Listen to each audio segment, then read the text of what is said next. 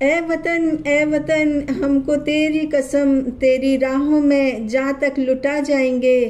फूल क्या चीज है, तेरे कदमों पे हम भेंट अपने सरों की चढ़ा जाएंगे। तो आप सबको राधे राधे। मेरे ठेठ देहाती चैनल पर आप सभी का स्वागत है।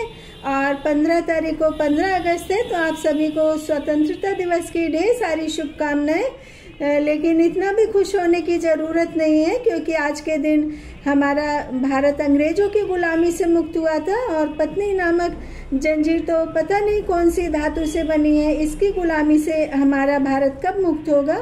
तो सभी पत्नी समाज की महिलाओं से अनुरोध है कि पुरुषों को इतना न सताए कि हमारे बेटों के लिए गाना गाया जाने लगे, अब जो किए हैं दादा कबहू न कीजो, अगले जन्म मोहे बिटवा न कीजो। आज हम अपनी बेटियों के आंसू नहीं देख पाते हैं, और जिन बेटों के लिए हमने मंदिर मंदिर मत्था टेका, मानताएं मांगी, और कितनी मानताओं से हमको हमारे बेटे मिले, और हमारे बेटों को उनकी पत्नी खुश रखे, तो हमको अपने पति की भी इज्जत करनी पड़ेगी। अरे लोहार लोहे को ईंट भट्टी में तपाकर, कारपेंटर लकड़ी को तोड़कर छीलकर कितना सुंदर रूप दे देते हैं। तो हाड़ मांस से बने इंसान अपने पति को अपने व्यवहार और अपने धैर्य से हम क्यों नहीं सुधार सकते हैं।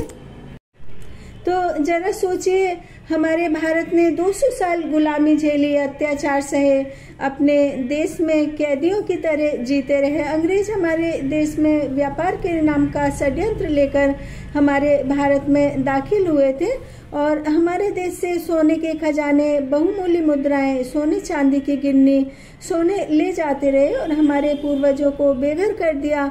न उनके पास रहने के लिए छत थी, न खाने के लिए भोजन, लेकिन फिर भी हमारे पूर्वजों ने देशभक्ति, आज़ादी का, अपनी मातृभूमि, अपनी धरती को अंग्रेजों के चक्रव्यूह से छुड़ाने का जो जुनून था, मरते मरते आखिरी दम तक भी हमारे देश की आज़ादी से लड़ते रहे। एवं हमारे पूर्वजों में देशभक्ति का, आज़ादी का और अपनी मातृभूमि, अपनी धरती को अंग्रेजों के चक्रव्यूह से छुड़ाने का जुनून था। हमारे देश की मिट्टी वीरों के खून से लहूलुहान हो रही थी, लेकिन हमारे देश के वीर सैनिक और नागरिक आज़ादी के लिए लड़ते रहे, हौसले को कम न होने दिया। और कितने भारतीय सैनिकों को अंग्रेजी हुकूमत करने वालों ने सलाखों में उम्र कैद के लिए डाल दिया, उम्र कैद की सजा दे दी। और कुछ वीर सैनिक भारत में नई सुबह, नए उजाले के लिए फांसी के फंदे पर झूल गए। फांसी के फंदे पर झूलते झूलते अपनी आखिरी सांस तक यही नारे लगाते रहे, वंदे मातरम, इनकलाब जिंदाबाद। और कई छोटे छोटे बच्चे अनाथ हो गए, पत्नियों की मांग का सिंदूर उजड़ गया, लेकिन उन्हें इस बात का गर्व था कि उनके पति मातृभूमि के लिए शहीद हो गए, देश की आज़ादी के लिए शहीद हो गए। और छोटे छोटे बच्चे अपने माता पिता दोनों को खोकर भी आज़ादी का सपना साकार करने में लगे रहे। आज हमारा भारत एक आज़ाद देश है, धर्मनिरपेक्ष देश है। भारत में हमको अपने विचारों को व्यक्त करने का अधिकार है, धार्मिक स्वतंत्रता का अधिकार है, वोट देने का अधिकार है। हम स्वतंत्र हैं। हम भारत में आज खुली हवा में सांस ले सकते हैं। और 15 अगस्त 1947 की वो सुनहरी रात थी, ठीक 12 बजे, जब सारी दुनिया सो रही थी और भारत का बच्चा बच्चा भी जाग रहा था, क्योंकि सबको अपनी आज़ादी का, अपने सपनों को साकार होते खुली आंखों से देखना था। और इस आज़ादी से पूर्व हमारे भारत के संसाधन, हमारे देश की अर्थव्यवस्था, धर्म, भाषा, यहाँ तक कि रंग भेद की नीति पर भी अंग्रेजों का कब्जा था। लाखों स्वतंत्रता सेनानी जैसे भगत सिंह, सुभाष चंद्र बोस, झांसी की रानी लक्ष्मीबाई, सरदार पटेल, महात्मा गांधी के सत्याग्रह से लेकर भगत सिंह के बलिदान तक हिंदुस्तानियों के हर मोर्चे पर अंग्रेज, भारत विरोधी अंग्रेजों की योजनाएं पस्त होती गईं, और आखिरकार एक नई सुबह, नया उजाला, सुनहरे भविष्य के नए सूर्य का उदय हुआ।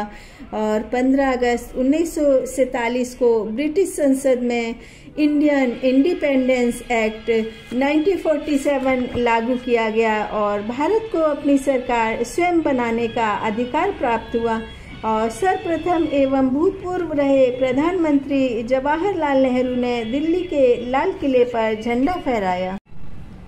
तो 15 अगस्त एक राष्ट्र पर्व है, राष्ट्रीय त्योहार है, लेकिन ये बात हमको कभी नहीं भूलनी चाहिए कि आज़ादी की कीमत भारतवासियों को असंख्य कुर्बानी, असंख्य संघर्ष और कई सालों की मेहनत से मिली है।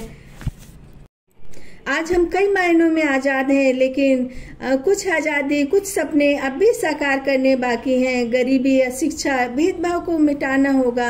ये सभी कमियां शिक्षा से दूर हो सकती हैं। कुछ ऐसी नीति बननी चाहिए कि गरीब और अमीर बच्चे एक ही विद्यालय में, एक ही क्लास में, एक ही बेंच पर बैठकर पढ़ सकें।